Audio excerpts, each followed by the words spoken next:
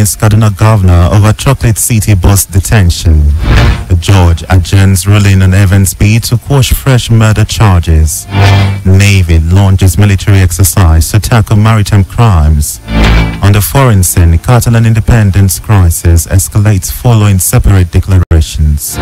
Good evening and welcome to the news at 6 on Rave 91.7 FM. My name is Gidi, Udoessien. Now the details.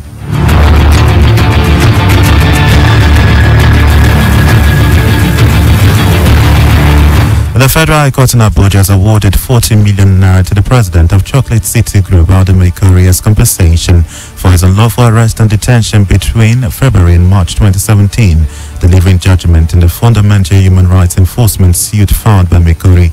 Justice John Sale ordered the four respondents, including Governor of Kaduna State, Nasser El-Rufai, and the police to pay the damages to the applicant. The judge also directed the respondents to pay the sum of 1,430 naira to the applicant as the cost of instituting the suit. Mekuri was arrested on allegations of posting inciting tweets alleging the killing of some Southern Kaduna students by Fulani herdsmen. The details of the tweets later turned out to be false, but the Labour boss claimed he obtained the information from his driver. He later expressed a regret over the post and retracted them. In the meantime, a Lagos High Court in Udoessien has adjourned to November 10 for ruling on an application by suspected kidnap kingpin Chukwudumeme Wumadike, known as Evans, seeking to quash fresh charges against him. He asked the court dismiss proposed two charges of murder, attempted murder, kidnapping, and attempted kidnapping filed against him by the Lagos State government. Justice Oluwatoyin Taiwo fixed the date for an argument from Evans and the State Council. The judge also ordered that three of Evans' alleged accomplices be moved to Kirikiri maximum security prisons in Ikoyi.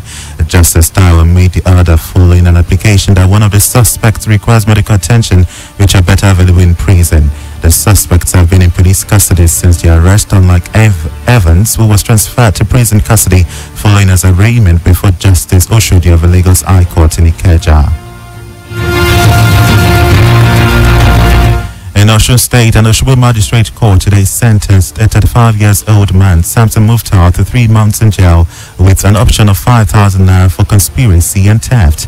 The man was convicted for conspiring with another at large to steal a motorcycle without a registration number the 10th of October at Labate area in Kajola, Osogbo. The prosecutor, Sergeant Recycle Laiwalad, said the offense contravenes sections 516 and 413 of the Criminal Code laws of Osun State 2003. The convict pleaded guilty to the offense, following which Magistrate Ashiru Ayeni sentenced him to 3 months in Elisha prisons, but with an option of fine. To security, the Central Naval Command of the Nigerian Navy has destroyed 87,000 metric tons of illegally refined crude oil in the Niger Delta region. The command, with headquarters in Yenagoa, Bayelsa State, said the raids and patrols that led to the destruction were conducted between May and September. The Flag Officer Commanding Rear Admiral Abubakar Al-Azan said 400 illegal refineries and 85 boats used to convey the stolen petroleum products were also set ablaze within the period. To consolidate on the achievements, it said the command had concluded plans to launch another military exercise called Octopus Creep. It said the sea exercise would last for 3 days, beginning from October 30 to November 1st, adding that it was designed to tackle maritime crimes associated with the ember months. A sea exercise is expected to last for 3 days, beginning from Monday 30th of October to 1st of November 2017. Thereafter, the riverine operation will commence and will continue till the end of January 2018. Furthermore, the exercise will nip in the bud other maritime crimes associated with ember months. Also aim at determining the capability of the operational basis in the conduct of riverine operations. And finally, providing an enabling environment for sustenance of economic activities. Rear Admiral Al-Azan said one of the objectives of the exercise is to assess the operational readiness of the fleet and bases, as well as test practical skills of personnel in tackling maritime threats. Meanwhile, in Edo State, the 4 Brigade headquarters of the Nigerian Army Benin has arrested 30 suspects for various criminal offences and destroyed more illegal refineries in continuation of its Operation Crocodile Smile 2. The brigade spokesman, Captain Muhammad Muidawa, said in Benin that 24 out of the 30 suspects were apprehended for being in possession of our drugs. He said 3 were arrested for alleged kidnapping, while others were held for illegal oil bunkering and military activities. Captain Muidawa said the brigade adopted the use of swamp buggies to ensure complete destruction of illegal bunkering camps within its area of operations. It said the innovation yielded positive results because several metallic tanks, drums, as well as the covering of several dugout pits used for illegal bunkering were destroyed during the operations. Disturbed by increasing level of insecurity, under State Police Commissioner Lukbenga Deyonje warned criminal-minded elements in the state to relocate. He particularly urged youths in Ibotako Okitipupa local government area of Ondo State to desist from their criminal acts or face prosecution. At a one-day security summit held at Ibotako, Mr. Deyonje solicited the support of residents in tackling the security in the community. It will be recalled that there had been series of kidnapping, armed robbery and cultism in the town the last few years, which has generated anxiety. The CP would describe the series of criminal activities being perpetrated by youths in the areas disturbed and stated that the command was battle ready to fortify the community and the whole state. Mr. Deyonje however urged youths in the community with criminal tendencies to have a rethink, as the command has mapped out strategies to deal with anyone caught.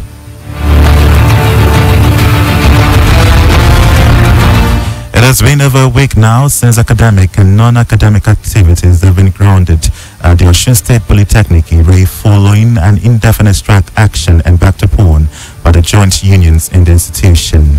The Academic Staff Union of Polytechnics, ASUP, Senior Staff Association of Nigerian Polytechnics, SANIP, and Non-Academic Staff Union, NAS members declared the strike last week Wednesday. In an interview with Rave FM News, Chairman of SANIP, Udoessien State Poly, Bisikriyo Latunji said they embarked on the strike following unresolved issues including owed 18-month allowances by the management of the institution. He identified other contending issues to include the Udoessien State government's refusal to pay 26 months of salary arrears and the failure to remit pensions deducted from their salaries, amongst others. The management of the institution is paying us 18 months per year outside American allowances that are part of our salary. The state government is paying us 26 months of salary. Apart from that, the contributing pension scheme that we are using presently, the government has deducted up to September 2017 from our salary, and they only expect up to December 2014 to the PFH. The government should pay the 26 months of salary arrears, and the government should commence full payment of salary to our members as from October this year. Similarly, the ASUP chairman of the institution, Dr. Jacob Adegbite, berated the action of the management to remove the peculiar medical and hazard component of their salaries. Dr. Adegbite was also critical of the state government's decision to force out salaries on the lecturers. It's statutory and it's a portion of our salary. Already the salary we are receiving is the approved salary by the state government is 90%. Then we are not part of Alaji Simono's committee that decided on modulated salary. Yet they forced down our salary on down our throats. That means if we are not being paid 100% before, we are being paid 90%, and it still comes down to us. Yes, they out of that 45%, the portion that the school is supposed to be responsible to, they still want to take it away. Attempts to get the reaction of the management of the institution were unsuccessful as at the time of this report. In the meantime, former President Olusegun Obasanjo has allayed the fear of Nigerians who thought robots may soon take over their jobs, given the technological breakthrough in some countries where robots now perform certain jobs. The former president, who was speaking at a robotics workshop, noted that there would always be apprehension when new inventions were deployed, but he stated that there would always be opportunities attached to the emergence of such inventions. He noted that robotics education would not in any way escalate unemployment rate in Nigeria. Rather, he argued that more jobs would be created if robotics education was well planned and embraced. The United States Consul General in Nigeria, John Bray, He said robotics education would help the country in providing global partnerships and economic development. He said many developed countries have based their continued economic growth on science, technology, engineering, and mathematics.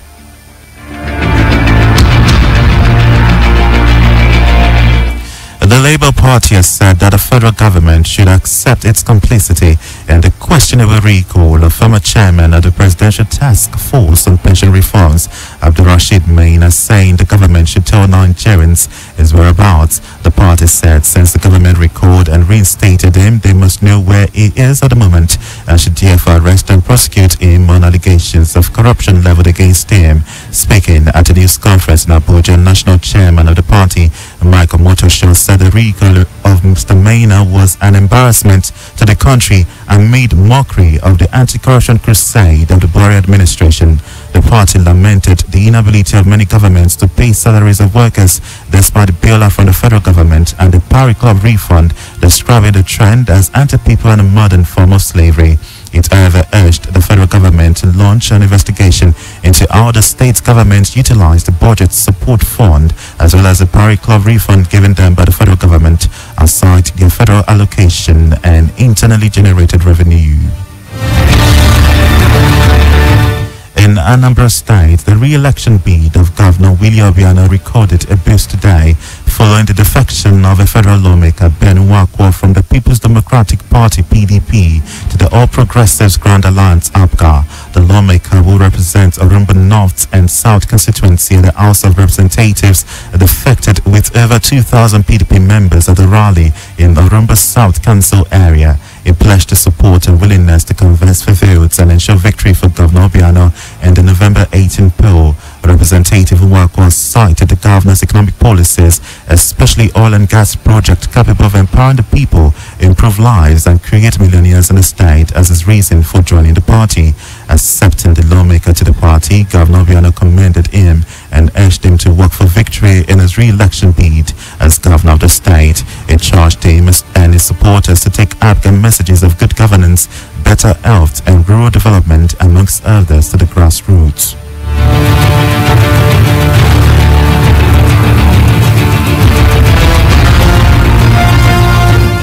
Former Senate leader, Senator Ali Ndume, has denied the allegation of slapping a member of the Borno State House of Assembly, Bukar Daja Ali, at the political gathering in Maiduguri. Senator Ndume, who represents Borno Central in the Senate, said in Maiduguri that the allegations were false.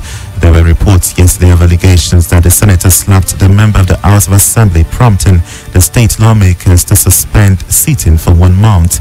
A statement issued by the Speaker, Abdul Karim Lawan, alleged that the senator slapped their colleague at a political meeting and called on the Inspector General of Police and Senate President to investigate the action. However, speaking with our correspondent, Senator Ndume described the allegation as falsehood aimed at tarnishing his good name for mischievous reasons. On the foreign scene now, the chairman of the Kenya's Electoral Commission, Wafula Chebukati, has further delayed the postponed vote in the 4 western counties which had been due to be held tomorrow. These areas were Migori, Siaya, Kisumu and Omo Bay. They were postponed because of violent clashes in the region as people in the opposition stronghold rejected attempts to organize the poll. In a statement, Mr. Chebukati said the commission had taken the decision to protect the lives of its staff. 3 people have been reported killed in the violence, including a teenage boy shot by police during clashes at the opposition stronghold of Kisumu.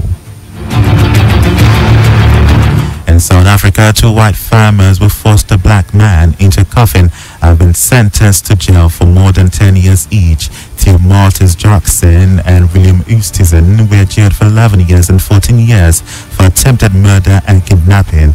The white farmers accused a victim Loshua of trespassing on their land, beat him up, made him get into a coffin and threatened to burn him alive. When the 2 were convicted, Judge Chigopuche Valele told the court that it was clear they had intended to kill the victim. Years of which is suspended for a period of 8 years on condition that you are not found guilty of any offences of the offences you convicted of during the period of suspension. You are effectively sentenced to 11 years direct imprisonment. Accused number 2, 5 years of which is suspended for a period of 8 years on condition that you are not found guilty of any offences you convicted of during the period of suspension, you are effectively sentenced to 14 years direct imprisonment. The case has caused outrage in South Africa and alighted racial tensions in some farming communities. In Europe, the Catalan Regional Parliament has voted to declare independence from Spain, while the Spanish Parliament has approved direct rule over the region. Catalan lawmakers backed a motion 70-10 in a ballot boycotted by the opposition. Spanish Prime Minister Mariano Rajoy had told senators that direct rule was needed to return law, democracy and stability to Catalonia. The crisis began when Catalans backed independence in a disputed vote earlier this month. The Catalan government said that of the 43% of potential voters who took part in the referendum, 90% were in favor of independence, but Spain's constitutional court had ruled the vote illegal. Now for business news. The Nigerian Communications Commission, NCC, says it has put in place a regulation to checkmate SIM swap fraud. The Commission's head of zone operations, Alinobi, said in Lagos that the new regulation put in place to stop SIM swap fraud was in the interest of customers. According to us, SIM swap fraud has a lot of issues attached to it because oftentimes a lot of people who are not the owners of these numbers do SIM swap at various centers. She also said a lot of fraudulent activities are done on people's bank accounts as a result of SIM swap.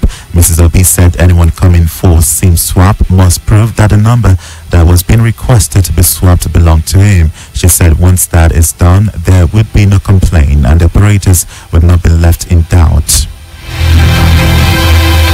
Still talking business, crude oil prices steadied today with benchmark Brent crude trading just below $60 a barrel, buoyed by comments from Saudi Arabia's Crown Prince backing the extension of OPEC-led output quotas.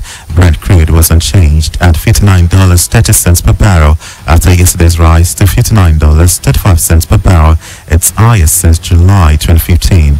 US light crude was down 4 cents at $52.60 a barrel. This is Sportsline.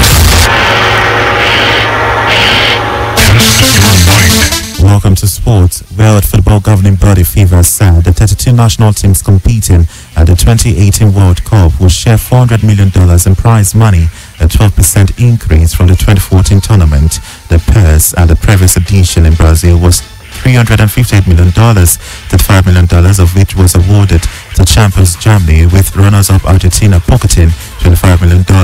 By contrast, countries who failed to advance beyond the group stage received $8 million. At a meeting of the FIFA Council in Kolkata, the body also approved a decision to enhance the bidding regulations for the 2026 World Cup and appointed members of the bid evaluation task force. The dates for several upcoming FIFA tournaments, including next year's Club World Cup and the United Arab Emirates and the 2019 Women's World Cup in France, were also confirmed. Tottenham manager Mauricio Pochettino has confirmed that Harry Kane will miss the side's clash away to Manchester United tomorrow after failing to recover from a hamstring injury.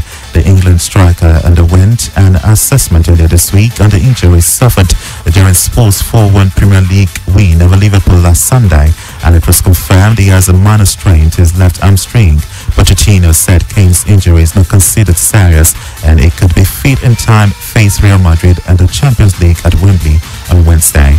No, for tomorrow we cannot take risk. It's my minor injury. It's very small, but we cannot take risk for tomorrow. And we'll see after for Wednesday against Real Madrid. But for tomorrow, impossible. Yes, always you want to have all the players available.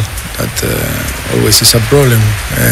Play more or play less, because the most important is all available and fit for play.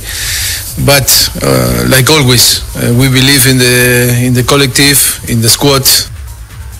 Kane's absence is a blow for Tottenham, as he had been in outstanding form for club and country with 17 goals in his last 16 appearances. Spaniard Fernando Llorente, who started during the 1-1 draw with Real at Bernabeu last week, is likely to be asked to lead the line at Old Trafford. Meanwhile, Zlatan Ibrahimovic insists his mission is to win the Premier League and finish what is started at Manchester United. The 36-year-old has been out since suffering knee ligament damage in April, which ended the striker's debut campaign at Old Trafford after scoring 28 goals in 46 games. Following a post-rehabilitation process, which is still ongoing, United opted to resign the striker on a one-year deal in August. And speaking to Thierry Henry ahead of United's clash with Tottenham at Old Trafford tomorrow, Ibrahimovic elaborated on why he has returned. I say I come back to finish what I started. Everything I built up from the first season, because obviously we won the 3 trophies. The ending for me was not the ending I wanted or nobody wanted, especially after how the season went and everything. And the target is the Premier League. And that is my target to finish. So everything that I started from the first season, we will finish it in the second one. After kicking off the campaign by landing the Community Shield, United picked up the League Club and Europa League trophies last season, with Ibrahimovic also helping them qualify for the Champions League. However, the Swede was absent for the Europa League final after suffering a knee injury in their quarter-final victory over Anderlecht.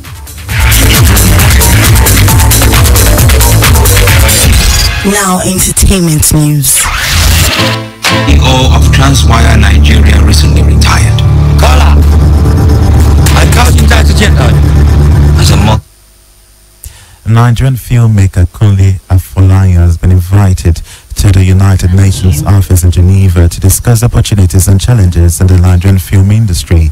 The panel, which we held from in November 2017, will be a week-long negotiation between UN member states diplomats on what to do about copyright protection worldwide. The panel is aimed at giving filmmakers an opportunity to explain to decision makers what they need to set up the right kind of legal infrastructure for filmmaking business. Afolayan will speak alongside Lagos-based copyright lawyer Bankole Shodigbo, who heads a Pan-African film sales agency. This invitation comes after Nigeria recently presented 4 key copyright ratified treaties to the Assembly of Member States of the World Intellectual Property Organization to aid the fight against piracy. Our heads trying to psych us out.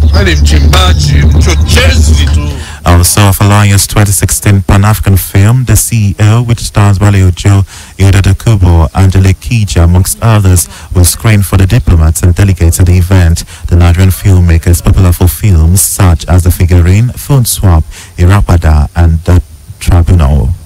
I think I've been followed. Still talking entertainment, Nigerian musician Fulani Falana, known as Fowles, has released his 3rd studio album entitled 27. There was little no publicity whatsoever before the rapper and comic actor put out the album. 27 features an array of top guest artists, including Olamide, Davido, YC, Wonder Cole, Terry Aquila, and Burna Boy, amongst others.